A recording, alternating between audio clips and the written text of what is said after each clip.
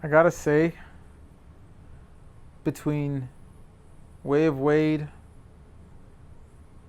Adidas, New Balance, the consistency in some of these brands that are Nike is absolutely amazing.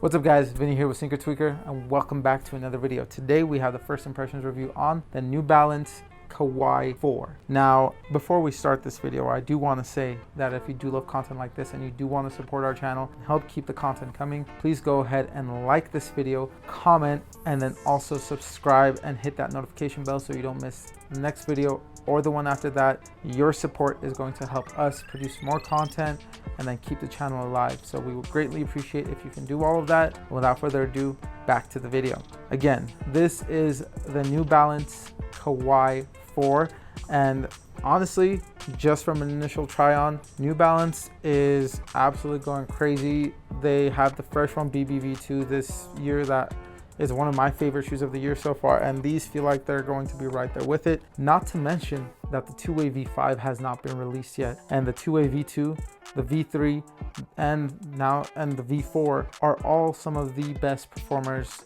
for me ever, and they're all New Balance. So for those of you not trying on New Balance or not trying on any other brand than Nike, you're missing out, and you're missing out big time. They're great shoes. I would try them on. I haven't gone to the performance review of this yet. However, this is the first impressions review, and I'll tell you guys how it feels from a first try on standpoint. As always though, let's start it off with the traction. Now the Kawhi IV features a multi-directional blade traction pattern. The traction pattern on this, I guess blade and then kind of goes radial. From initial try on perspective, felt really nice, felt really grippy, and there's a lot of spacing within the grooves. So for those of you worried about dust or anything, it's not really going to collect from my experience and just from the initial try on. And then whatever it does collect, it's going to be super easy to just wipe off. And you know, most supers, they just naturally just know, just quick wipe, even if there's no dust. I mean, just it's a force of habit at this point. Not only that, but the shoe does have a nice amount of feedback. For those of you that love squeak, it will be there.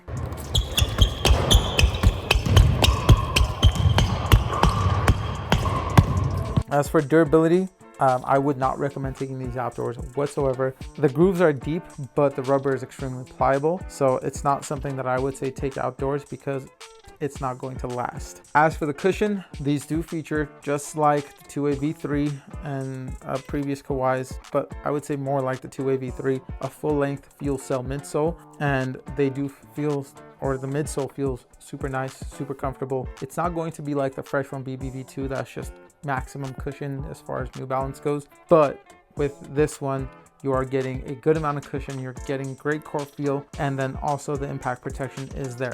As for the fit, they do fit, in my experience, true to size. They are a little bit longer, so you may be able to get away with going down half a size. For me, it felt really good. I may try on half a size down later on and do an updated performance review after my initial performance review, same way I did for the AEs, and then that way, I mean, we can tell which one is going to be the better fit and more of a one-to-one fit. But as of right now, my performance review will be on my true size 9.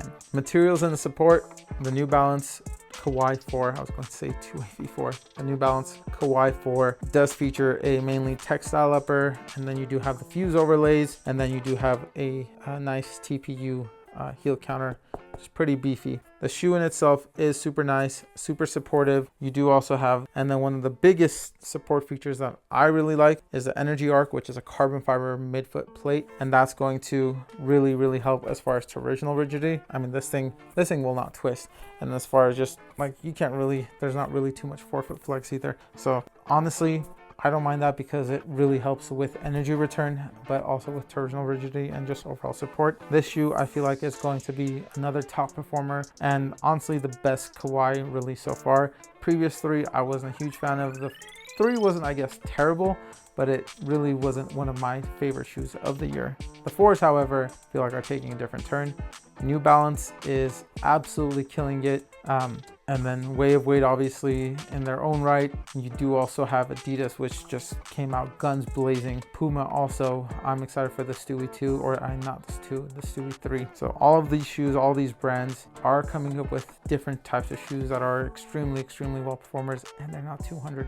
So that's another big plus. As for this shoe though, this does retail in for $160, which is the same price as, you know, the Harden Volume 8, Harden Volume 7 before, and then a lot of other shoes like, you know, if we're going Nike KD16, which ranges from 150 to 160, sometimes 180, 190. If you're looking at Nike ID, or sorry, Nike by You, this one is going to be right around that mid price range, which is that sweet spot. I think it's going to be absolutely great. Now for the weight, the Kawhi IV in a size 9 does weigh in at 14.4 ounces, which is right around the weight of the Kai 1. So it's not super heavy and it's not super light, kind of like, I guess, more on the heavier side of average, but not bad at all. Overall, I'm super excited for the shoe. Again, I think it's going to be one of my favorite performers of the year. And then, yeah, stay tuned for the performance review. The Kawhi 4s also come in this pretty neat looking box. It actually does have a lot of detailing on it, and it looks nice and premium. It's not going to be anything like super premium or sturdy, but again, presentation I would say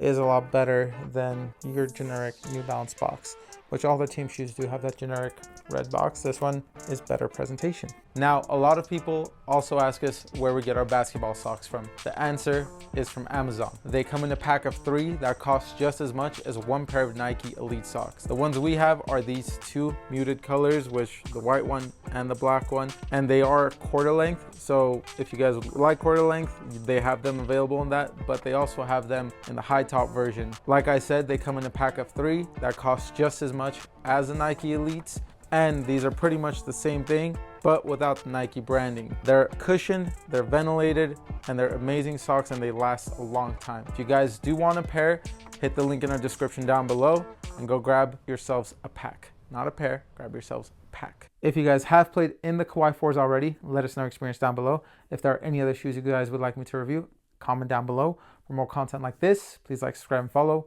We'll see you guys in the next one. Peace.